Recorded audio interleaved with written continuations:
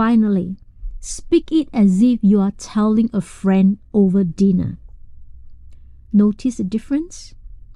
That third version, that's where your audience voice lives. Not in the scroll, but in the space.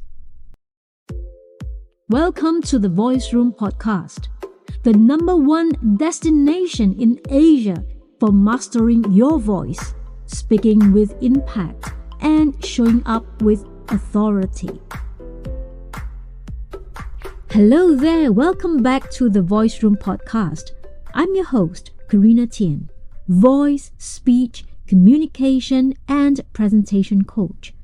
I help leaders and change makers use their voice powerfully and intentionally, whether they are speaking on stage, in meetings, or even on social media. Today we are diving into a super current, slightly spicy, but very important topic.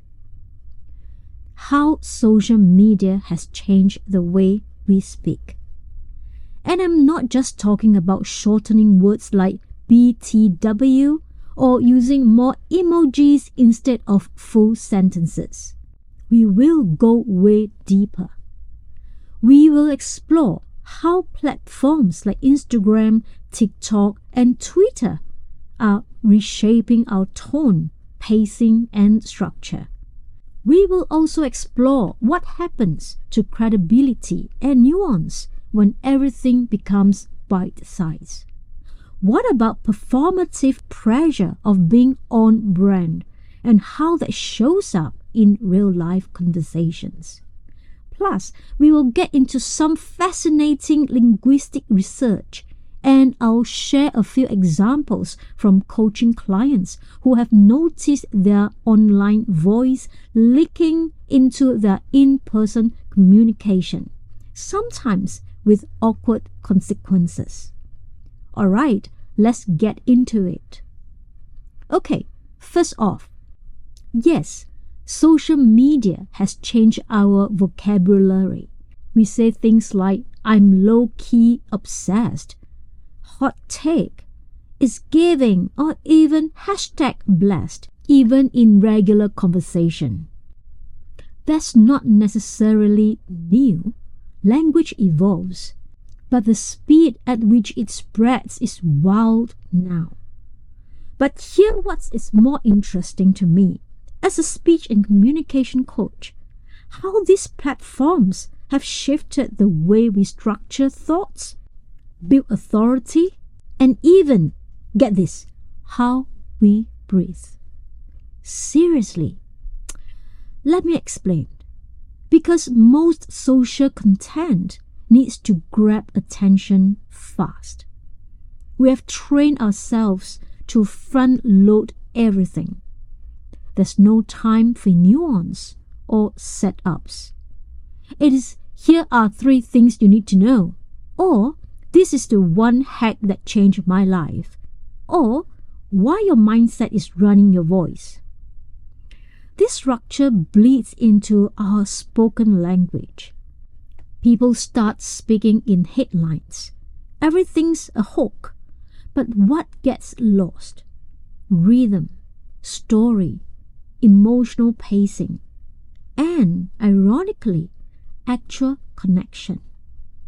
Here is what it gets juicy.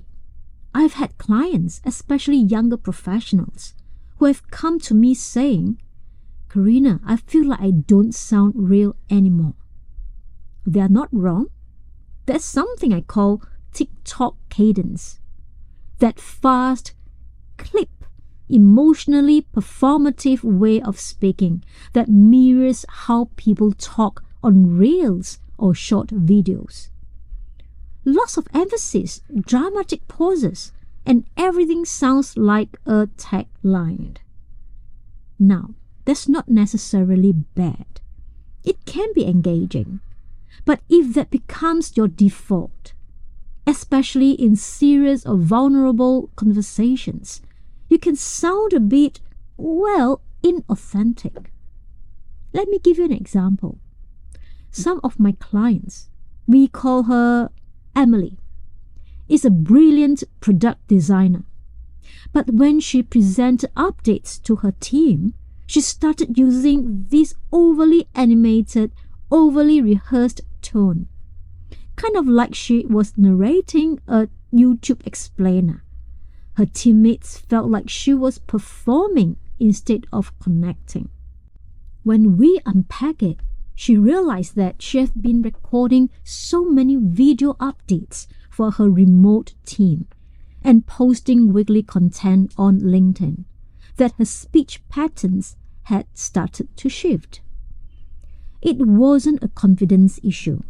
It was a muscle memory issue. Her delivery had become shaped by social media's rhythm. Now, let's talk about research for a second.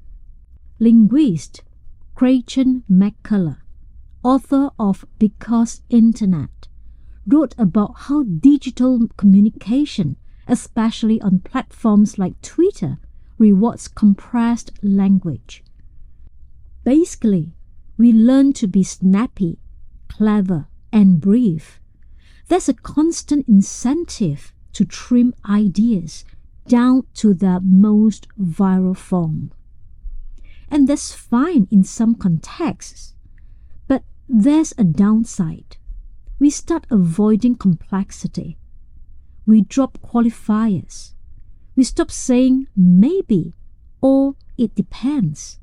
We speak in absolutes because nuance doesn't trend. This affects our professional language too. Think about how often people default to quick authority phrases. For example, it's just common sense. Or you either get it or you don't. Or this is the only way that works. These sound punchy online, but in a meeting, in a negotiation, they can come across as rigid or arrogant. What we need is a balance, concise but not simplistic, bold but still thoughtful. Okay, here's something. I've noticed in voice coaching sessions, people speak faster and breathe shallower when they are mimicking social media cadence. Why? Because short-form video trains us to avoid pauses. Silence becomes scary. You feel like you have to keep delivering or someone will scroll past. This creates tension in our vocal delivery, especially in your neck, jaw, and upper chest, and it reduces vocal resonance and range.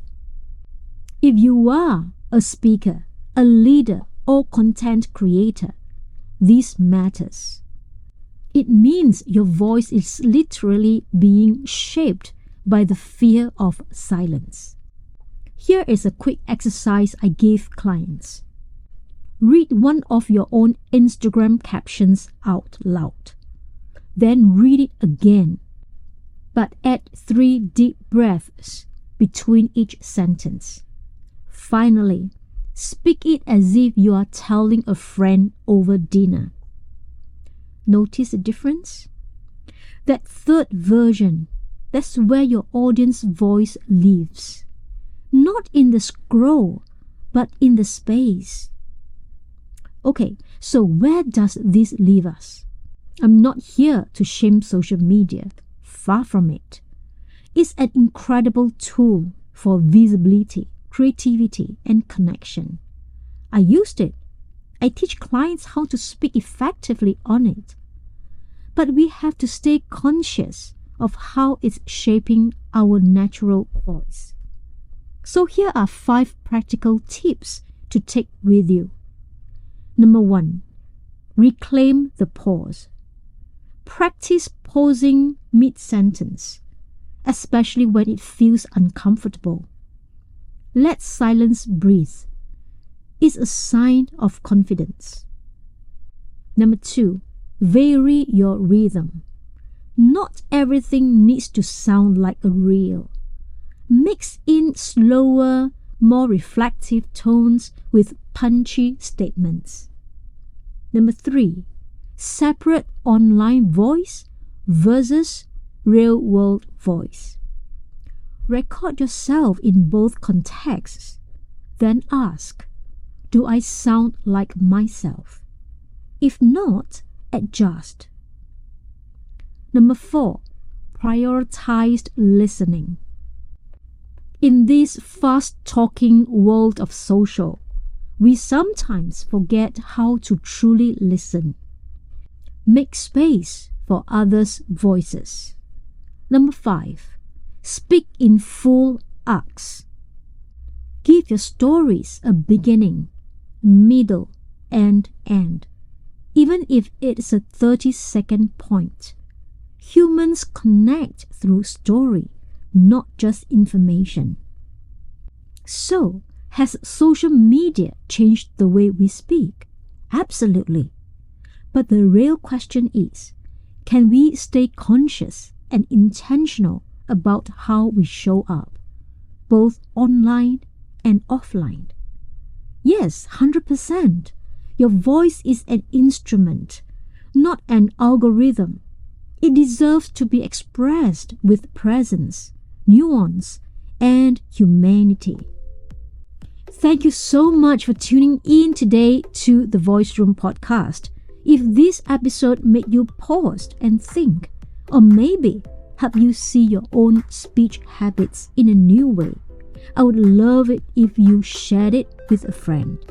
Be sure to subscribe, leave a comment, and follow us on Instagram at The Voice Room or LinkedIn at Karina Tien.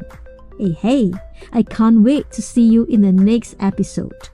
Until then, keep speaking with intention and lead with your voice.